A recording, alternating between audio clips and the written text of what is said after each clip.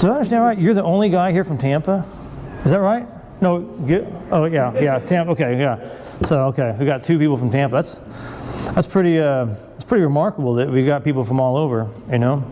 We've had people who've come from as far as New Orleans, you know, to this, but. How far do you do work in the U.S.? Do you do all in the U.S. or is it primarily Southeast? Well, we can reach most easily the Southeast, you know, and when we say we, it's really me. You know what I'm saying? And, you know, we're trying to get to where, you know, we can build bigger teams and crews, you know, and stuff like that. But it's you know, it's been hard, you know, to go get any momentum that way, because I've done, you know, like I did that big job in Charleston. I've done jobs in Georgia, in Atlanta, and San Antonio, Texas, and Houston, Kentucky. You know, I've been all over, you know, doing the work, you know, and you know, one of the things that is really it's a transitional move for me. It's been a transitional part of my life where I've discovered that, you know, I'm running the business, you know, by my talent rather than by systems. You know what I'm saying? And so I'm always allowing my talent to bail me out, you know, instead of putting systems in place that will allow me then to eventually retire. So, you know, Linda's helping me, you know,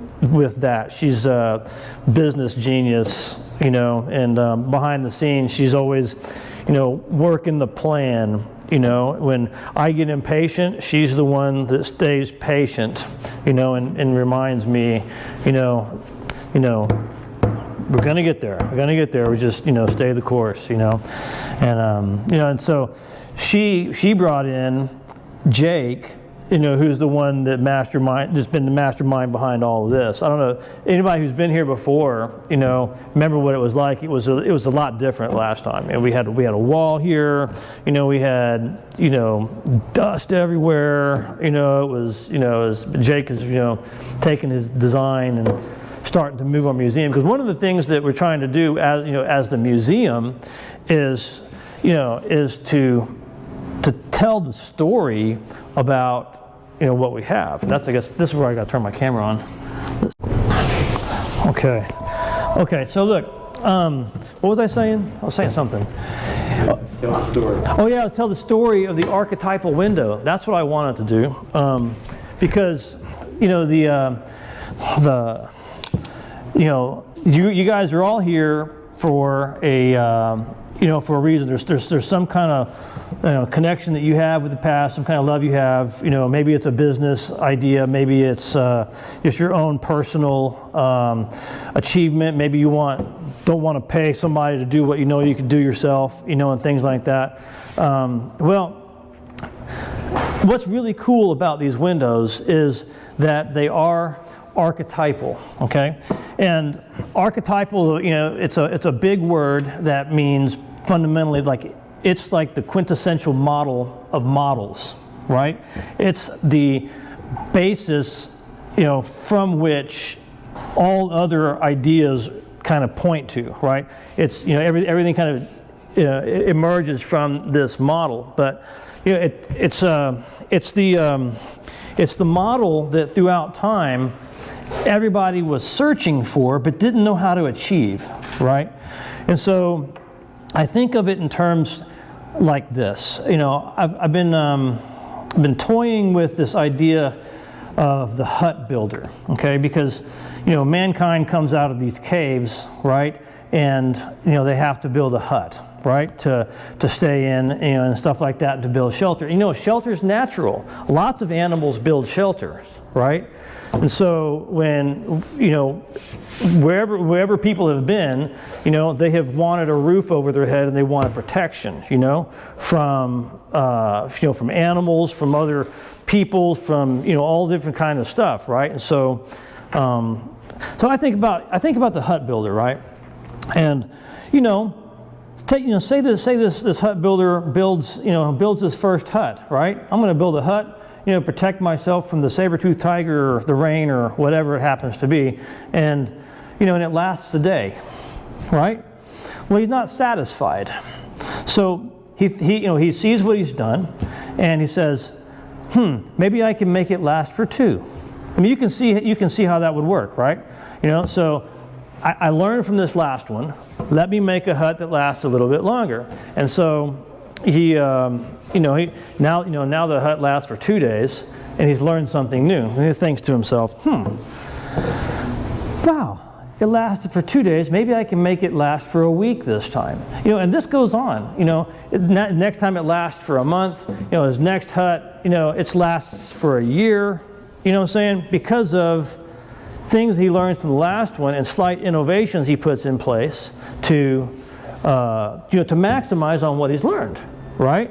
You know, and the cool thing is that, you know, once he makes the hut good enough, then he can go work on other things. You know what I'm saying? He can, he can go find a mate. You know, he can go hunt for food. He can learn how to do farming. You know, he can do all kinds of stuff, right? You can go talk to his neighbor, you know, or whatever, you know. And you know, he gets so good at it, you know, eventually they didn't have to build any more huts. So you see how that progression happens? And so he becomes known as the hut master. You know, and everybody comes to him to try to learn how to build huts. And so he teaches them what he knows.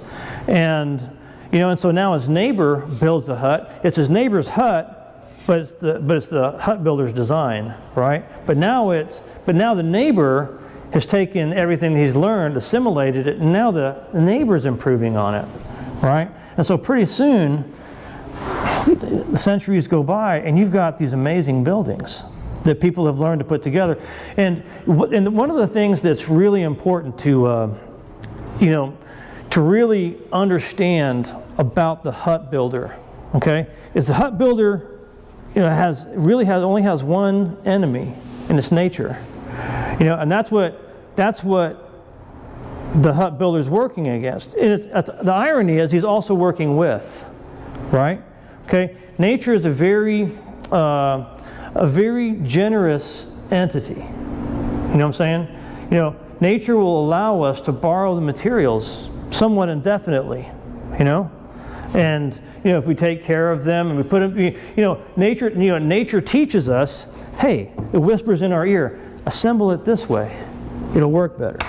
You know, it fell down last time, learn, you know? And so nature is whispering to us how to take care of the stuff that she's given us. You know what I'm saying? And so it's you know, over time these buildings, they emerge to work in alignment with nature, right? I mean, to give the longest possible result, you know, possible within the forces of nature. So here's the other thing that happens too when nature is ignored. You know, when you get so comfortable in the house that you forget to maintain it. Well, guess what? Nature comes back in and she starts to take it back. Right? And this is just the way of the world. Okay? And this has nothing to do with personalities or anything. Nature is no respecter of persons. When it's time to take it back, she takes it back. Right? Okay. Now there are things that people can do, you know, to keep that from happening as long as possible, you know. But nature always gets her way, you know. And so the hut builder, you know, learns how to build houses, you know, in such a way that they stand the test of time. You know, we have some buildings, you know, that they're built thousands of years ago are still standing. You know what I'm saying? Because they're built in alignment with nature, right? And they're, you know, and they take that into account. Well, the window's no different, right? You know, so, you know, and what makes a window archetypal is that, you know, it organically follows this path, right? You know, what's the first window, right? You know, the first window is a roughly hewn hole in the wall, right? Okay, because, you know, the thing about walls is we need walls, right? Because we need security, right? You know, we gotta keep the saber-toothed tiger out, right? And so, you know, first the door emerges because you got to get it in and out. But the cool thing about windows is that when you put a window in, you know, you can see what's outside and remain safe and secure behind your wall. It's a really interesting development, you know what I'm saying? And it's one that we take for granted because, you know, the thing that makes you able to drive and get here today is a window. It's kind of fun. Just driving through Charleston. Houses are really close together here.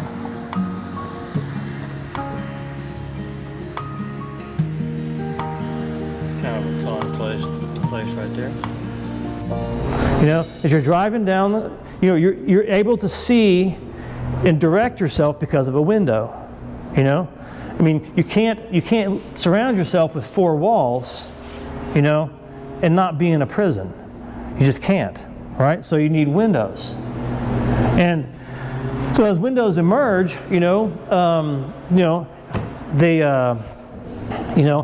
they have to be covered because, you know, the animals they come in, and, you know, the first windows are the first window coverings are rudimentary. They might be sticks, they might be animal skins, they might be something, but eventually, you know, somebody learns how to fashion the wood in such a way so that it becomes a panel, you know, in a window, and the windows are designed in such a way. You know, I think one of the neatest inventions that allowed windows to become what they are is the arch.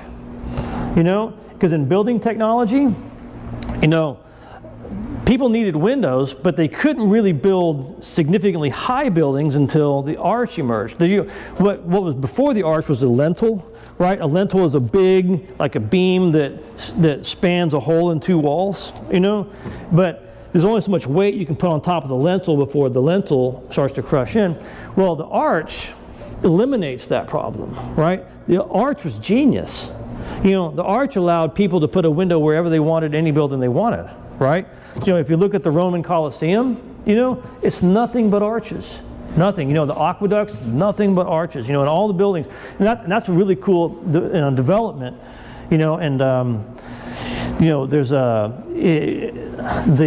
mortise and tenon joint emerged as a construction method, where, and what that is that's where, you know, you have a one piece of wood or a piece of material, and another piece connects to it perpendicularly somewhat. Doesn't have to be perpendicular, but generally speaking. And there's a socket, and then there's a tongue, right? And the tongue fits into the socket. You know, that's the mortise and tenon. You know, and then the people figured out how to make panels using a frame and what's called a frame and panel technique, where, you know, the first you know, window and door coverings were like board and battens. Like if you turn around that door and behind you, that's a board and batten door. Okay, and that design predates what's called the frame and panel. This door right here is a frame and panel, and the frame and panel emerged due to problems that design had, right? So over time, the hut builder, you know, he discovers problems with what he's built and starts to think of alternate ways to use his materials. See, what happens is, you know, wood expands and contracts in certain ways, and when you put all the boards this way, okay, then there's great expansion that happens this way, you know, sideways, that causes the door to twist and warp and check and break and stuff like that.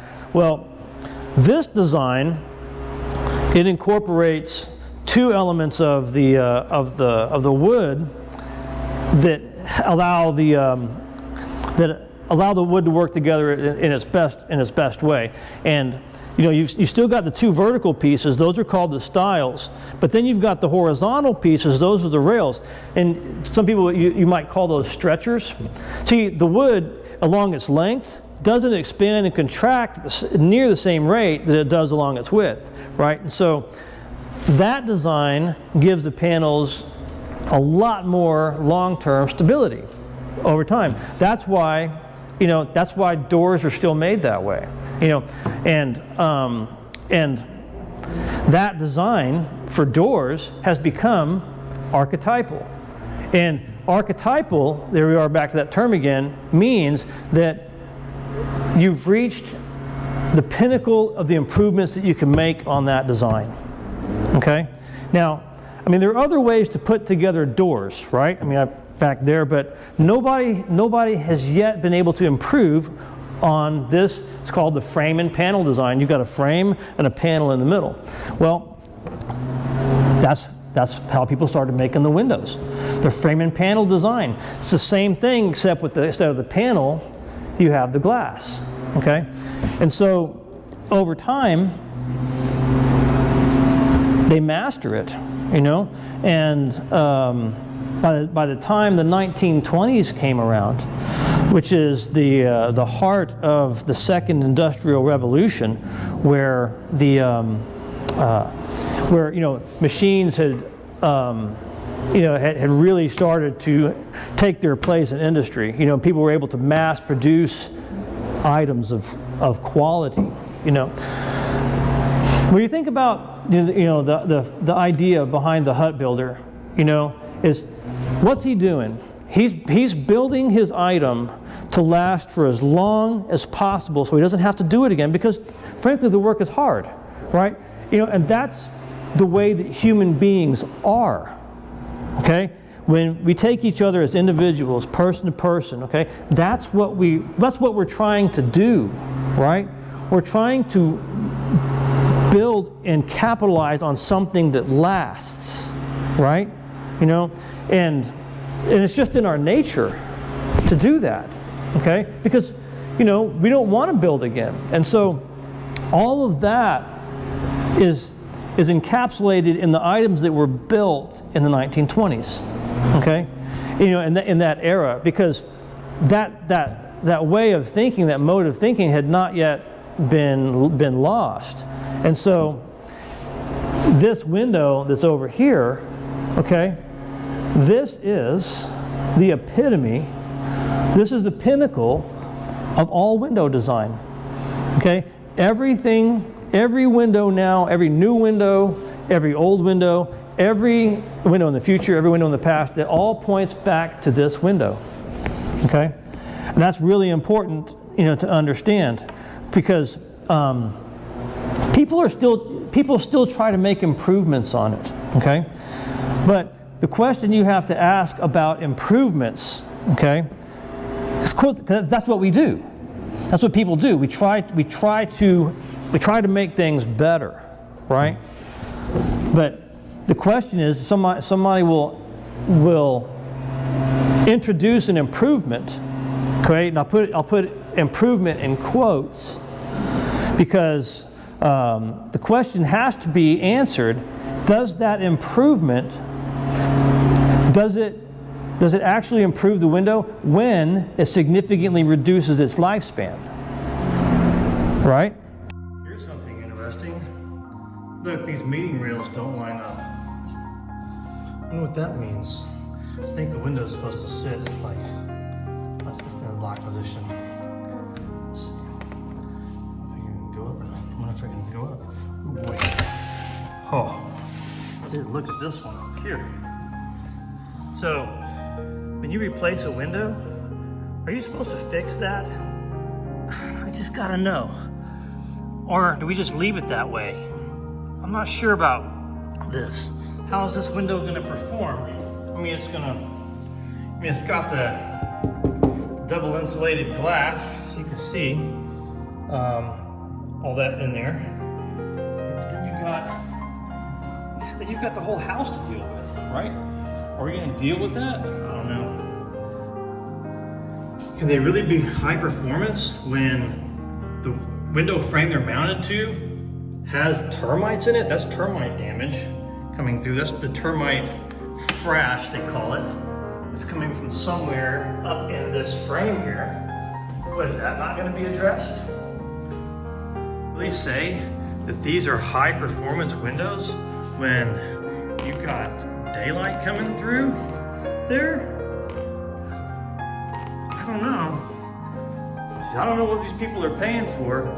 Maybe it's the idea of having, double insulated glass or security glass or something like that. But I mean, you do have these old archetypal windows here that they need some work and some love, But how can you say that the replacement windows that we just looked at are any better than this? Where is the overall improvement? Gosh, I don't know. Right?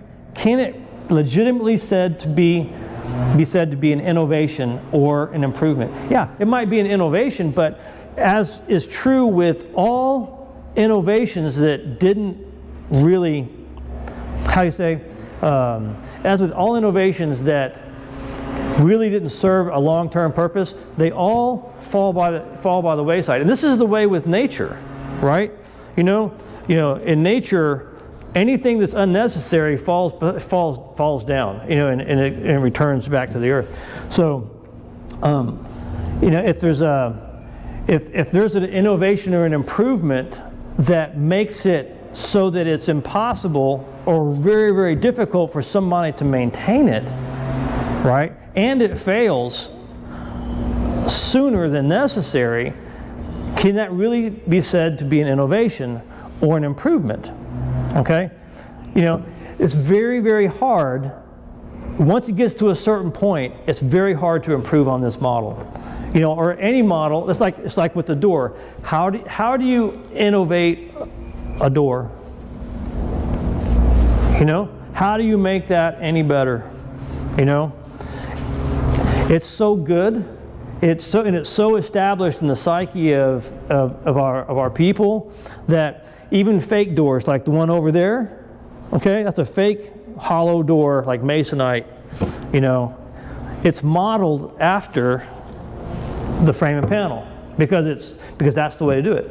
And so anyway, that's this window, and that's why it's archetypal. It's because it's at the pinnacle of what people could achieve.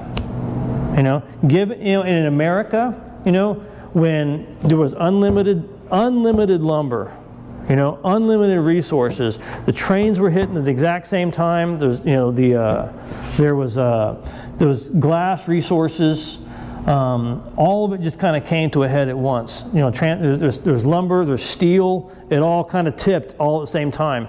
Glass and transportation. It all came together at one place at one time, and it just kind of overflowed into what we know as the golden age of building, really. And during that time, some of the greatest buildings that have ever been built were built. And since that, I don't think anybody's built any buildings that great since then. Match that? I don't know if you're aware of that, the screwhead innovations. What? The screwhead innovations happened at the beginning of the 20th century too. Flathead, phillips, all that stuff. Yes. But it took a long time to get there, right? And an innovation that's actually useful long-term stuck. You see that? Another innovation that happened is, we merged from a saw blade that goes back and forth, to one that rotates, right? And did you know that the person who invented the saw blade was a woman? And now has been one more innovation on the saw blade that spins. Okay, I don't know who put this on there, but there's a little carbide tooth. Okay, that's an innovation that's stuck. Okay, but true innovation on a window, frankly, it's a window is like this is balanced. It goes up and it goes down. Okay, and it does what it's supposed to do. How do you innovate that? How do you innovate past the perfect balance system of a seesaw? You can put it under tension. Maybe you can put some springs in there, or something like that. But you affect the lifespan, the overall functionality of it. So, anyway, that's what makes one of these windows archetypal, and I think that subliminally you know, you realize there's something special about what you have. Why then? Why is there an attraction to things that are historical? You know, that's a good question.